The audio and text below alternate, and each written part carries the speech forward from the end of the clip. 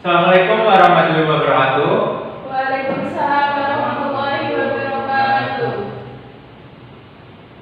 Sebelumnya kita berdoa terlebih dahulu. Silakan Mas Yusuf memimpin doa.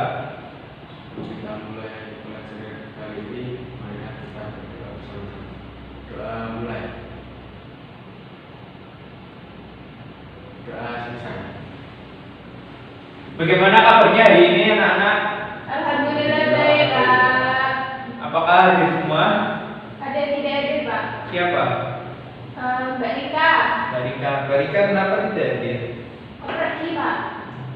Pergi kemana? Nggak tahu, Pak, Izin. Ya. Semoga Mbak Rika pergi dengan hati-hati ya. Iya, Pak. Selamat sampai tujuan. Amin. Amin. Sebelumnya mohon dirapikan terlebih dahulu tempat duduknya.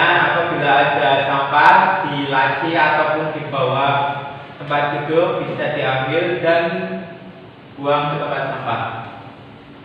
Oke, Bapak mulai pelajaran hari ini. Sebelumnya pada pertemuan minggu kemarin kita telah mempelajari apa? Suhu. Suhu itu apa?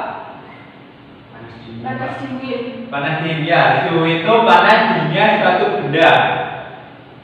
Selanjutnya alat untuk mengukur suhu apa? Termometer. Termometer. Kemarin kan kita juga mempelajari macam-macam termometer. Ada yang tahu apa saja? Termometer digital, termometer analog, termometer dot, termometer Ya, termometer telinga ya. Kemarin ada semua itu. Sama kemarin juga kita telah mencoba konversi satuan suhu dari Celcius, Fahrenheit, Kelvin, Reaumur, dan Kelvin ya. Pada hari ini kita akan mempelajari mengenai kalor. Apa itu kalor? Kalor atau Bohm adalah salah satu bentuk energi yang mengalir karena adanya perbedaan suhu dan karena adanya usaha atau kerja yang dilakukan pada sistem. Satuan kalor yaitu kalori. Satuan kalori. Apa itu satuan kalori? Ada yang tahu? Kalor yang dibutuhkan 1 gram air untuk menaikkan suhu 1 derajat Celcius. Ya, 1 kalori itu adalah kalor yang dibutuhkan untuk 1 gram air menaikkan suhunya 1 derajat Celcius. Dalam satuan internasional, kalor satuannya yaitu joule. 1 kalori setara dengan 4,18 joule. Selanjutnya, kalor jenis biasanya dilambangkan dengan huruf C kecil ya. Kalor jenis silakan Mas Yusuf bisa dibacakan. Kalor jenis adalah kalor yang diperlukan untuk menaikkan suhu setiap 1 kg massa benda dan setiap 1 derajat Celcius kenaikan suhu. Ya. Jadi kalor jenis ini kalor yang diperlukan suatu benda untuk menaikkan suhu ketika benda itu bermasanya 1 kg untuk menaikkan suhunya sebesar 1 derajat Celcius. Selanjutnya yaitu kapasitas kalor. Biasanya kita lambangkan dengan huruf C besar. Silakan Mbak Wana bisa dibacakan apa itu kapasitas kalor.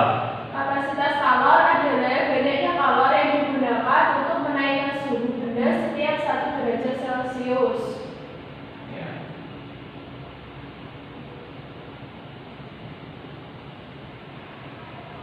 Nah, dari kenyataannya bahwa kalor yang diberikan pada benda sebanding dengan kenaikan suhu. Kalor yang diberikan pada benda menaikkan suhu sebanding dengan massa benda. Kalor yang diberikan pada benda menaikkan suhu tergantung jenis benda. Biasanya kita rumuskan dengan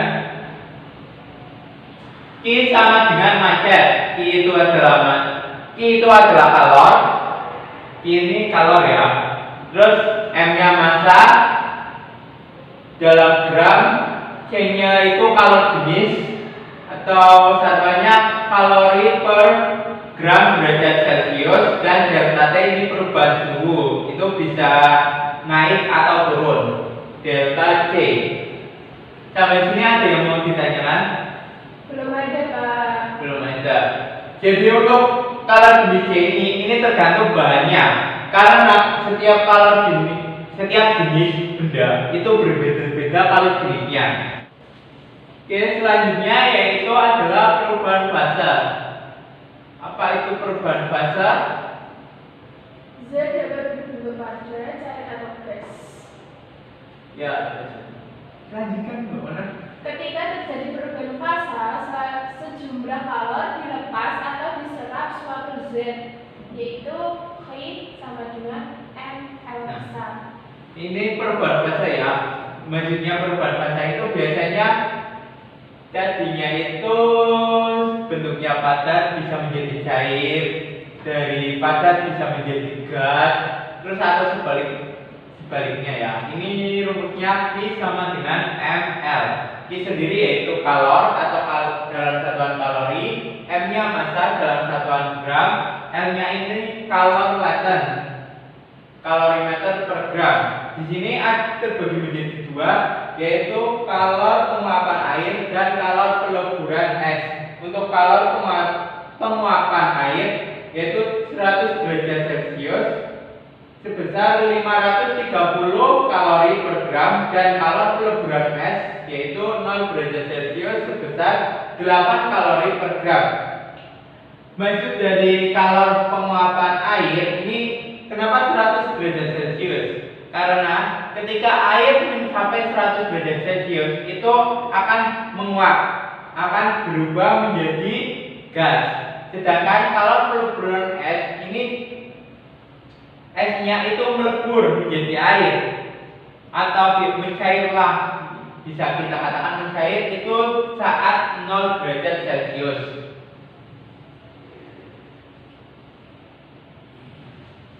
Ini ada contohnya. Berapa banyak energi yang harus dikeluarkan lemari es dari 150 kg air pada suhu 20 derajat Celcius untuk membuat es pada minus 100 derajat Celcius. Ini kita bisa lihat pada grafiknya ya. Ini untuk yang vertikal atau sumbu Y ini ada temperatur dalam satuan derajat Celcius, dan untuk pada sumbu X yaitu kalor yang ditambahkan. Ini kita dapat lihat dari suhu 20 derajat Celcius. Ini dari 20 derajat Celcius ini masih berbentuk air dan titik sini. Ini rumusnya Q1 sama dengan M air, C air, delta T. Delta T ini adalah perubahan suhu dari titik sini sampai sini. Berarti dari 20 derajat Celcius sampai 0 derajat Celcius. Nah, ini dari 0 ini mengalami perubahan fase. Dan rumus Q2 sama dengan MS dan L kalor lebur S. Kalor laten S maksud Bapak. Selanjutnya dari 0 derajat Celcius sampai minus 12 derajat Celcius. Ini perubahan fase dari air menjadi es dengan I3 sama dengan MS, CS kalau jenis S, dan perubahan suhu. Perubahan suhunya dari 0 sampai min 12. Untuk Q totalnya ini dari titik sini Q1 sampai Q3. Jadi Q total Q1 plus Q2 dan plus Q3. Oke. Di sini Bapak mempunyai sebuah alat namanya kalorimeter. Selanjutnya mohon didiskusikan dengan teman sebangku. Terus apa nama bagian-bagian dari alat ini dan apa fungsinya? Silakan bisa didiskusikan. Nanti kalau sudah menemukan jawabannya bisa salah satu dipresentasikan ke depan. Bapak kasih waktu 5 menit ya. Oke.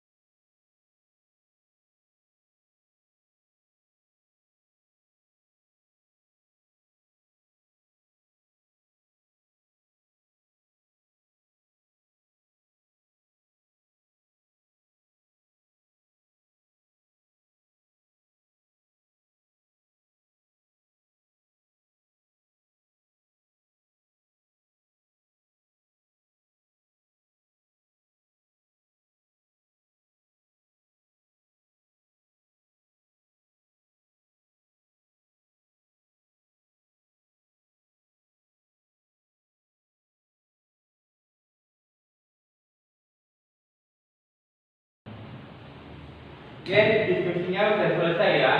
Wah, Siapa yang mau mempresentasikan? Saya Kak. Oh, Mbak Wana. Ya, silakan Mbak Wana bisa dipresentasikan. Jelaskan bagian-bagiannya. Ini nama alatnya kalorimeter. Iya. Bagian-bagiannya ini untuk lanjut. Ya. Ini tempat termometer. Ini bejana luar. Kalau ini kalorimeternya. Bisa dicontohkan bagaimana prosesnya? Kita masukkan air dulu. Jadi Ya. saya masukkan air yang mendidih. Dibentuk. Diaduk dia enggak Pak? Jadi dulu apa enggak? Jadi dulu Dulu. masukkan termometer. Diangkat udah berpasung. Seperti itu. Ya, kita beri aplaus untuk Mbak Wana. Ya, seperti tadi yang sudah dijelaskan oleh Mbak Wana, ini untuk pengaduknya, ini penutupnya, ini untuk kalorimeternya, ini bejana luar. Jadi ini mempunyai fungsinya masing-masing. Ini agar bagian ini, bagian luarnya, ini saat kita memegang itu tidak merasakan panasnya. Kemudian kenapa bagian ini dan ini ada ruang kosongnya? Itu biar kalau nggak langsung kena panasnya Pak. Nah, ya biar tidak langsung kena panas dan dia tidak mengalami perubahan kalor. Maksudnya di sini kalornya itu masih tetap tidak dipengaruhi oleh suhu luar. Tadinya kita saat melakukan pengadukan ini harus cepat. Kenapa cepat? Karena ini kan ada lubang ya. Jadi kalau kita tidak cepat, itu pasti suhu luar itu dapat mempengaruhi kalor yang ada di dalamnya. Kemarin kan sudah tahu cara bagaimana mengukur suhu pakai termometer. Jadi termometernya itu nanti kita masukkan ke sini. Jadi berapa suhunya? Tadinya kalau kalorimeter ini kira-kira dalam termodinamika kan ada 4 proses. Apa aja? Adiabatik, Adiabatik, isobarik, isobarik, isotonik, isotermal, isotorik. isohorik. Ya, ada 4. Kira-kira dalam kita menggunakan kalorimeter ini merupakan proses apa dari keempat itu? Adiabatik. Adiabatik. Kenapa adiabatik? Karena panas keluar. Ya, karena kalorimeter ini kan berhubungan dengan kalor. Sedangkan adiabatik itu tidak terjadinya perubahan kalor. Jadi dalam proses kalorimeter ini menggunakan prinsip adiabatik. Selanjutnya yaitu kita akan membahas mengenai perubahan wujud zat. Kita kenal 3 wujud zat ya, seperti tadi sebelumnya, yaitu padat, cair, dan gas. Pada umumnya, zat pada suhu dan tekanan tertentu dapat berubah dari satu wujud ke wujud lainnya. Misalnya H2O atau air. Pada wujud padat, kita ketahui H2O dalam wujud padat yaitu es, dan dalam wujud cair berupa air. Ketika dalam wujud gas berupa uap air. Jumlah kalor yang diperlukan atau dilepaskan saat perubahan wujud suhu tetap dinyatakan dengan formula I sama dengan ml. Di sini Q adalah jumlah kalor seperti sebelumnya yang sudah Bapak jelaskan. M ini massa zat dan L-nya yaitu kalor buatan. Hanya ada asas black. Ada yang tahu mengenai asas black? Tidak. Asas black yaitu jika ada 2 macam zat yang berbeda suhunya dicampurkan atau disentuhkan, maka zat yang suhunya lebih tinggi akan melepas kalor yang sama banyaknya dengan kalor yang diserap oleh suhunya yang lebih rendah. Contohnya, kalian mempunyai 2 gelas. Ada yang mempunyai botol minum?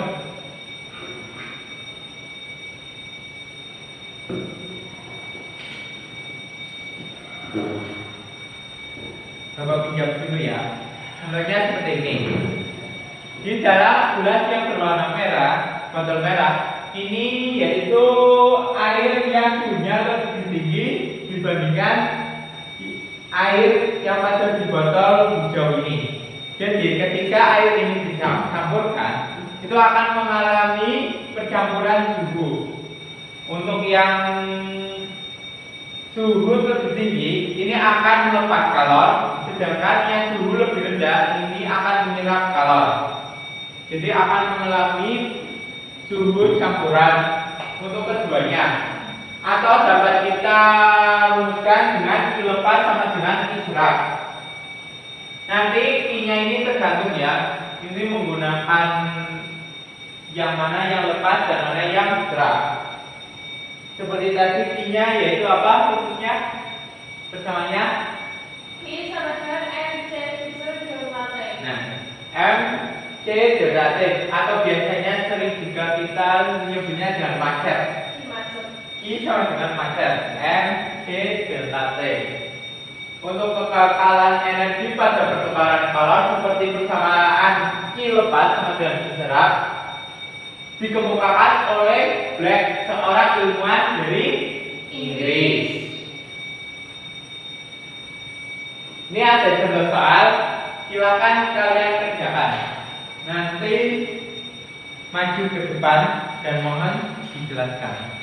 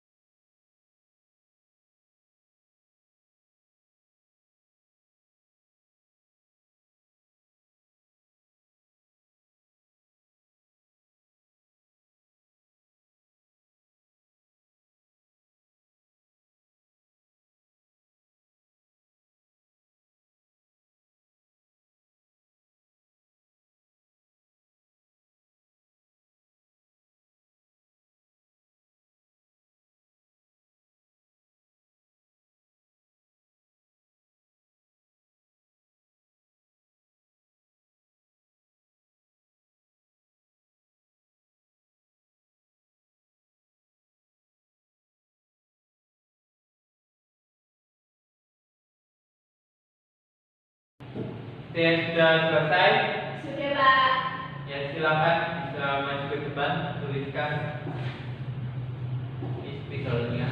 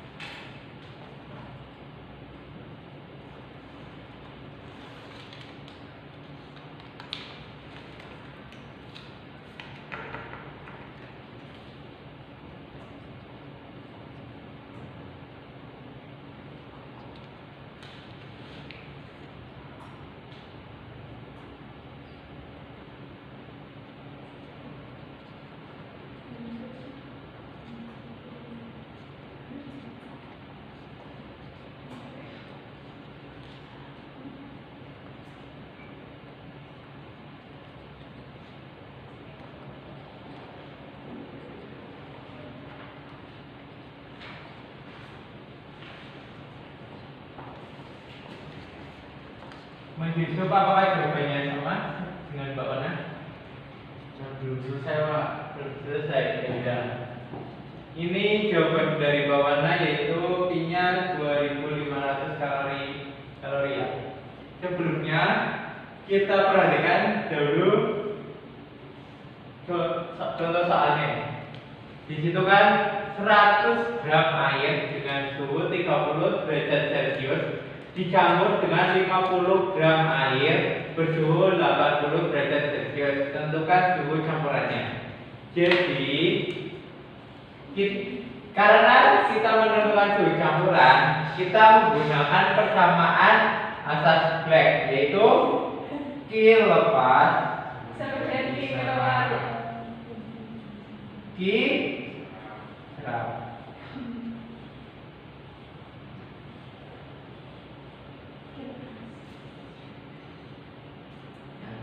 Ini kalau dari Mbak Mana ini Q2 ya. 50 gram itu dari Q2. Q-nya ini 1, ini karena 2, yang 2 itu suhunya lebih tinggi, jadi benar 80 min. T-nya itu T campuran, karena kita akan mencari T campurannya. Ini Q2-nya kita karena lebih tinggi berarti Q lepas ya.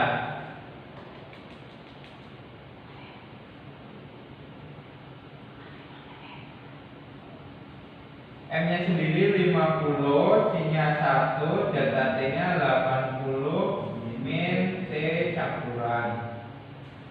Untuk yang serapnya dari yang suhu paling rendah, yaitu airnya itu masanya 100, C-nya 1 juga, delta T-nya dari TC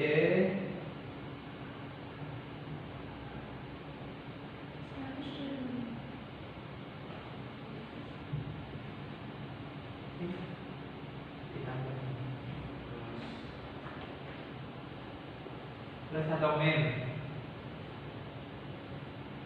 Plus. Main. Plus atau min? Plus. Plus atau min? Plus. Plus T campuran plus 30.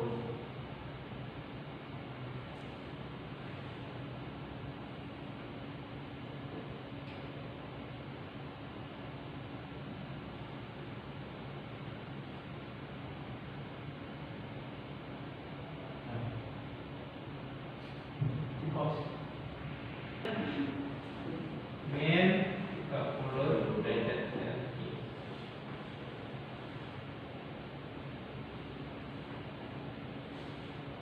Nah, ini Bapak tulis di sini ya.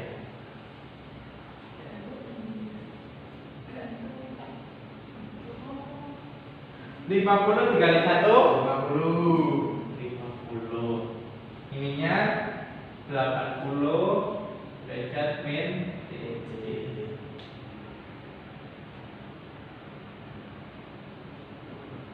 Selanjutnya 100 kali 1 100. minyak TC min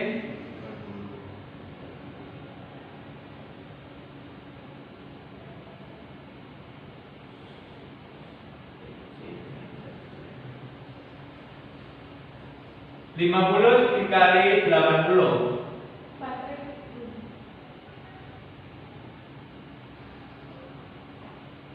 min 50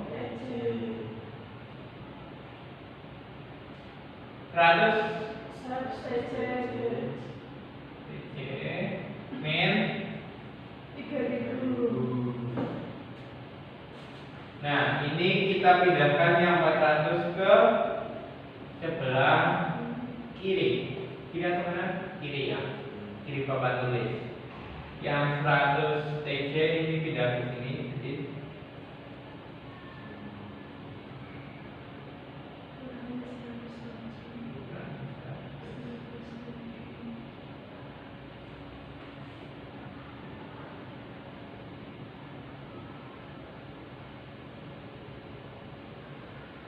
min sama min Main 1.000. 7.000. Minnya ini kita bisa kedua ruasnya dikali negatif, jadi 150 TJ sama dengan 7.000. TJ sama dengan TJ sama dengan 7.000 dibagi 150. TJ, jadi TJ-nya berapa? Coret 700 dibagi 15.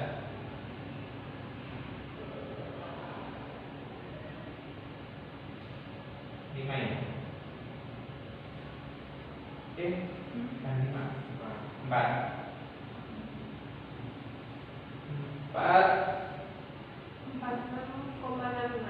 46,67 derajat Celcius.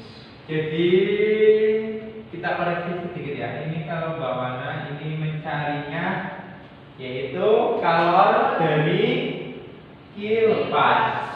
Sedangkan dari soalnya kita mencari suhu campuran. Jadi seperti ini ya. Bisa dicatat terlebih dahulu. Ya, Kak.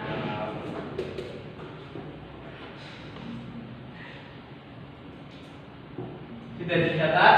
Sudah. Kita telah mempelajari apa hari ini? Kalor. Ya, kalor itu apa? Salah satu bentuk energi yang diterima atau dilepaskan suatu benda. Nah, jadi kalor itu merupakan energi ya. Energi dari sesuatu yang bisa dilepaskan atau diserap oleh benda. Persamaannya dia tahu tadi apa? Iya, Q macet atau M C kalor jenis delta T. Dan ini tadi alat untuk mengukur kalor apa? Kalorimeter. Dan kita juga sudah melakukan contoh soal dari persamaan Asas Planck. asas Planck, yaitu Dimasuk sama dengan dilepas sama dengan diserap. nah, Q lepas sama dengan Q serap. Jadi percampuran dari dua benda yang suhunya berbeda itu mengalami melepaskan kalor dan menyerap kalor. Mungkin penyampaian Bapak pada hari ini cukup sampai di sini. Apabila ada salah kata, Bapak ucapkan mohon maaf yang sebesar-besarnya. Sebelum kita tutup, kita baca hamdalah bersama-sama. Alhamdulillahirabbil alamin. Alhamdulillah. Selanjutnya untuk pertemuan besok kita bisa melanjutkan kalor masih ada, atau kita juga bisa melakukan percobaan kalorimeter ini. Baik, Kak. Dari Bapak sekian, wassalamualaikum